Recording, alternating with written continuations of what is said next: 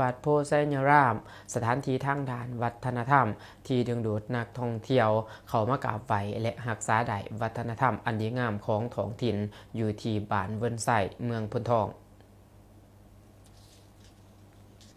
วัดโพไซยรามซึ่งตั้งอยู่บ้านเวิ้นไส้เมืองพุนทองกำลังกลายเป็นจุดหมายปลายทางการท่องเที่ยวทางด้านวัฒนธรรมที่สำคัญสำหรับนักท่องเที่ยวทั้งภายในและต่างประเทศที่ต้องการศึกษาวัฒนธรรมลาวและศาสนาพุทธที่เป็นมรดกวัฒนธรรมอันล้ำค่าวัดโพไซยรามเป็นวัดเก่าแก่ที่มีประวัติศาสตร์ยาวนานประกอบด้วยสถาปัตยกรรมลาวพื้นเมืองที่มีความงดงามพระอาจารย์ปูโสมเจ้าอาวาสวัดกล่าวว่าวัดโพไซยรามบ่เพียงแต่เป็นสถานที่เฉพาะสำหรับการปฏิบัติธรรมแต่ยังเป็นศูนย์กลางการเรียนรู้วัฒนธรรมและประเพณีลาวโดยเฉพาะวัดแห่งนี้เป็นที่หูจักในนามวัดหลวงปู่สมเด็จรุ่นท่านอาตมานี้ชื่อว่าอาจารย์ผู้เสริมเป็นคณะเขตในเขตนี่บวชมานี่ได้30 ปีวัดเพิ่นนี่บ้านเกิดเพิ่นอยู่วัดน้องไห้บ้านน้องไห้เกิดขึ้นมาอายุ9 ปี 8 ปี 9 ปีเนี่ยเกิดเรียนอยู่น้ำบ้านน้ำเมืองวันนี้พ่อแม่หันว่าบักรุ่นมึงก็จะว่ามีแต่เด่นแต่ไปยังบ่เมื่อไถหน้าซอยเอื้อยซอยน้องแนวซั่นนะเมื่อหน้าบ่จักจับพอไถถ้วยผ้าไปไถหักไถเหียงแม่ก็ลาแม่หายถ้ามึงกี่ขันมึงนี่ก็ไปบวชมาซั่นนะบัดนี้ก็แล้วก็เข้าไปบวชเป็นบวชเป็นเณรคันบวชเป็นเณรนั่นซั่นเนี่ยสิจมหนังเสียหนังสือได้ยินเสียงดังบ่มีจักเทื่อทั้งครูอาจารย์เพิ่นบอกนะสันเขาจังนั้นเนี่ยไปนอนถือหนังสือถ้ำเนี่ยไปนอนอยู่ตั้งแต่หัวไตหอมธรรมะนอนอาจารย์จนได้หายว่าบอกรุ่นกินข้าวมีแต่ไปนอนมึงบ่เฮียนบ่ทำอีสังขน้อยก็เฮียนอยู่ได้แล้วว่าขณะมึงเฮียนมึงจมให้กูฟังเบิ่งสัตว์ถึงตะโกกหอดปลายเบิดตัวถ้ำไปยังก็มาอ่านได้เบิดนะจังซั่นจังว่า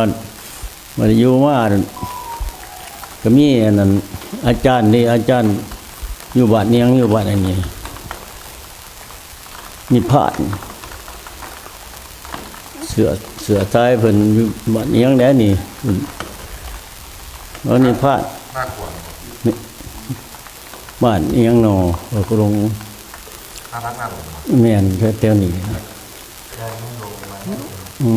มานี่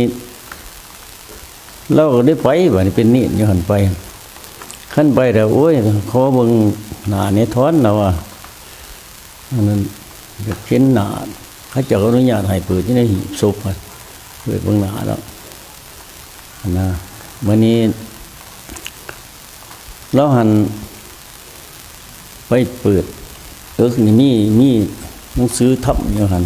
ยาวๆคานี่แล้วก็จับเอาออกงานมาไปอยู่พุ่นชายแดนเขมรพุ่นอยู่ทำเอียงพุ่นเนี่ยเพิ่นไปปฏิบัติใช่ไหมนั่นจังว่าเราออกมาหันว่าตามเพิ่นบอกหันว่าฝรั่งขี่เครื่องบินมาเราหัวปืนก็ไปหัวอยู่อัน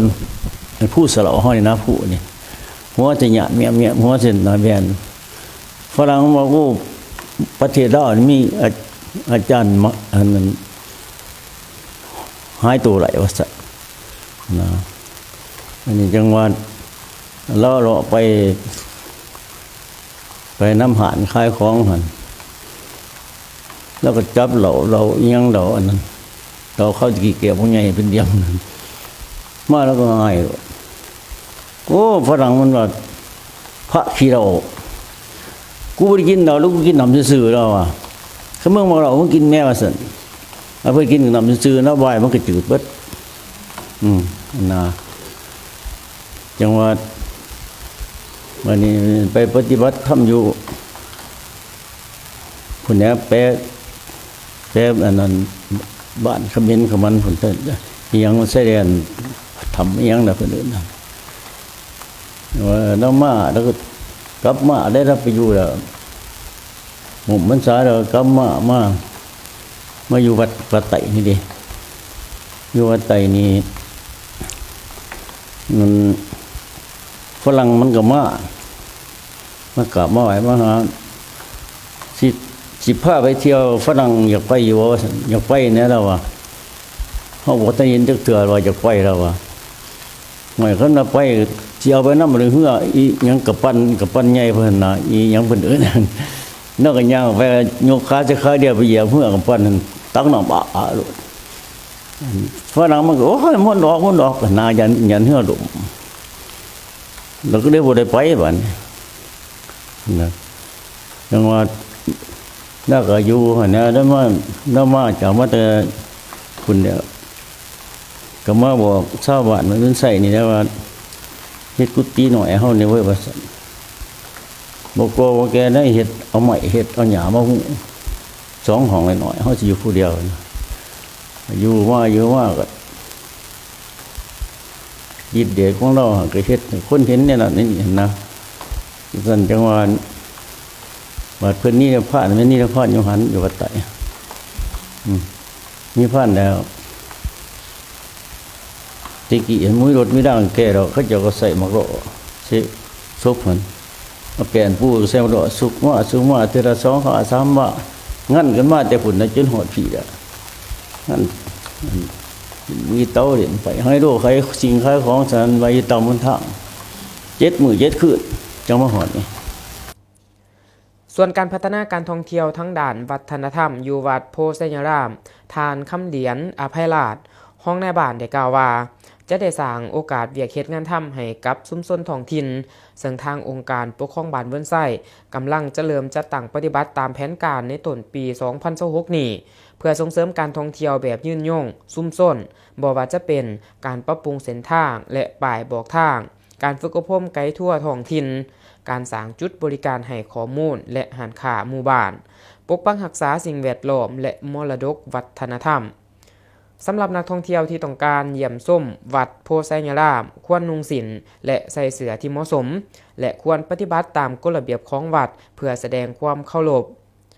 วัดโพไซยรามบ่เพียงแต่เป็นสถานที่ท่องเที่ยวที่สวยงามแต่ยังเป็นสายเสื่อมที่เชื่อมโยงระหว่างอดีตและปัจจุบันเป็นบ่อนที่นักท่องเที่ยวสามารถสัมผัสกับวัฒนธรรมลาวแบบแท้จริงได้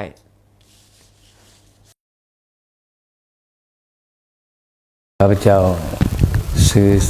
ทานคำเย็นอภัยราชห้องได้ค้าผักบาทสีน้ำแดงท่องเที่ยว